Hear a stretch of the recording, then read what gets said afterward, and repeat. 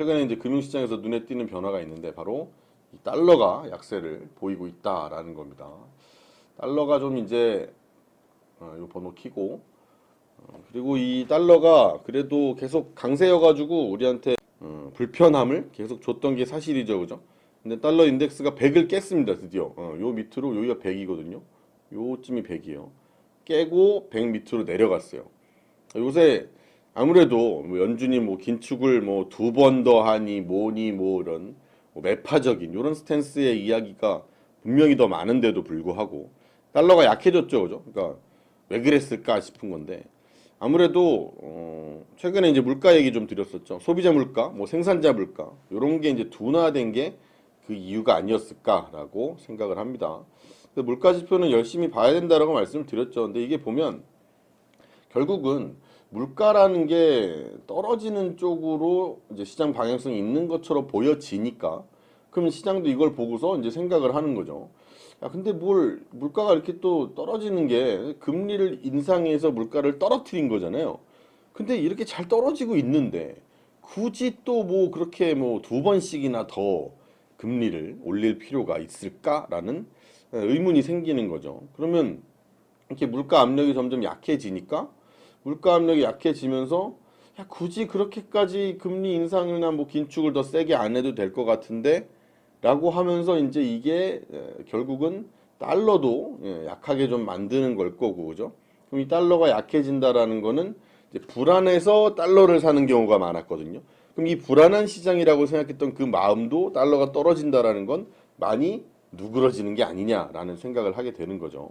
이제 국가별 서프라이즈 지수를 좀 보면 국가별로 경기가 얼마나 깜짝 놀라게 좋아졌어를 보는 건데 미국의 특히 미국이 이제 경기 모멘텀이 좀 괜찮습니다. 그죠? 14일에 집계가 된 건데 경기 서프라이즈 지수 보니까 미국이 뭐 유럽이나 일본, 중국 이런 데랑은 좀 다르게 반짝 올랐죠. 그죠? 전월 대비 변화도 상당히 높았고. 근데 경기가 좋아진다라는 건 결국은 뭐 미국은 특히 더 그렇겠지만 소비가 좋아져야 되는데 지난주 이제 금요일 날 미시간대 소비 심리 지수의 잠정치가 나왔는데 여기 컨센보다 좋게 72.6포인트가 나왔거든요. 여기 컨센보다 좋았어요. 그러니까 이제 경기가 좀 나아지지 않겠느냐? 이게 사람들이 그렇거든요. 살만할 것 같다 앞으로라고 한다면 내 지갑을 풉니다. 근데 앞으로 경기가 안 좋을 것 같아. 그러면 조금이라도 일단 저축을 좀 해놓기 마련이거든요. 소비보다는 저축 쪽인데 지금은 소비 심리가 조금 나아지는 그런 느낌이라는 거죠. 그래서 경기가 좋아지는 이런 상황이 되고 있는 거고. 근데 원래 이제 뭐 경기가 좋아지면 국가의 통화도 강해지고 뭐 강한 나라에는 강한 통화가 뭐 깃든다 뭐 이런 얘기도 제가 드리는데 근데 경기가 좋은 편인데 달러는 약한 최근을 보면 그렇다는 거죠. 그게 이제 좀 특이한 조합이긴 한데 지금 당장은 경기 지표가 이제 개선이 되면서 달러 자체는 이제 위험 자산의 또 반대적인 역할을 또 하는 안전 자산으로서의 아주 큰 역할을 하기 때문에 그 때문에 이런 좀 조합이 좀 만들어지고 있는 그런 상황이라고 보시면 될 거고요. 중국도 괜찮습니다. 사실 뭐 중국이 지금 2분기 GDP가 나왔어요. 근데 나왔는데 6.3이 나왔거든요. 근데 이게 GDP인데 이 GDP의 원래 이제 컨센이 7.3이었어요. 7.3이었는데 까보니까 6.3이 나온 거죠. 그러니까 안 좋게 나왔죠, 사실. 그러고 나서 이제 오늘 중국 지수도 별로 안 좋았거든요. 근데 이게 너무 걱정하지 마시라는 게 이미 사실 이 중국의 경제 지표에 대해서는 기대를 안 했습니다. 원래 안 했고 그리고 앞으로 오히려 얘가 이제 안 좋다라는 걸 보여주고 니네 목표치만큼 나아가지 못하라는 걸 보여주면 이달 말에 이제 중국에서 중앙위원회 정치국 회의가 있거든요. 그럼 거기서 이 경제를 어떻게 해야 됩니까? 라고 하는 부양책 요거를 좀 다시 좀 정상화되게 더 좋게 만들어야 되는 거 아니야? 라고 하는 이 부양책이 나오지 않겠냐는 거에 대해서 오히려 더 기대를 걸 수 있게 만든다 라고 봅니다. 그리고 우리는 이제 미국의 경기 회복 또 중국의 뭐 부양이 좀 더 들어오는 뭐 부양이 더 강화되는 이런 사인들이 막 나오면 코스피도 더 위를 향해서 움직일 수 있다고 생각을 해요. 그럼 과연 코스피는 어디에 지금 와 있느냐? 지금 현재 코스피의 12개월 선행 PER이 지난주 금요일 기준으로 봤을 때 11.7배입니다. 11.7배. 근데 요게 그게 뭐 사실 좀 높아 보일 순 있어요. 살짝 높은 느낌이긴 합니다만 그래도 뭐 더 훨씬 높았을 때에 비하면 조금 낮긴 합니다. 그죠?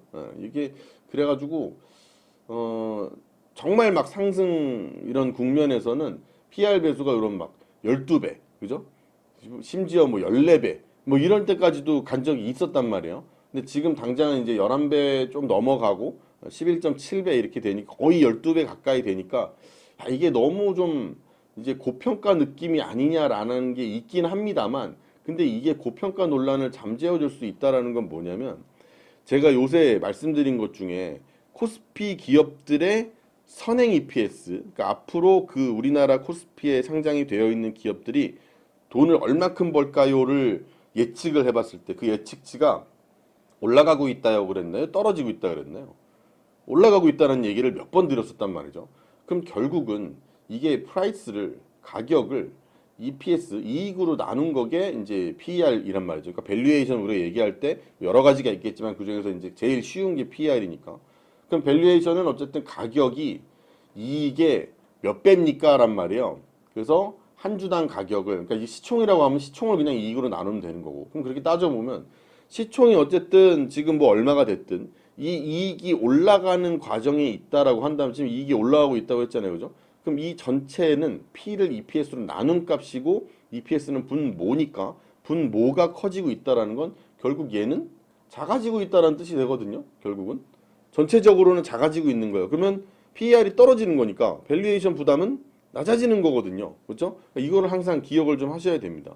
그럼 밸류에이션 부담이 낮아지는 거라면 그러면 별로 그렇게 부담 없이 주가가 조금 더 같이 올라가도 상관없겠죠. 그죠?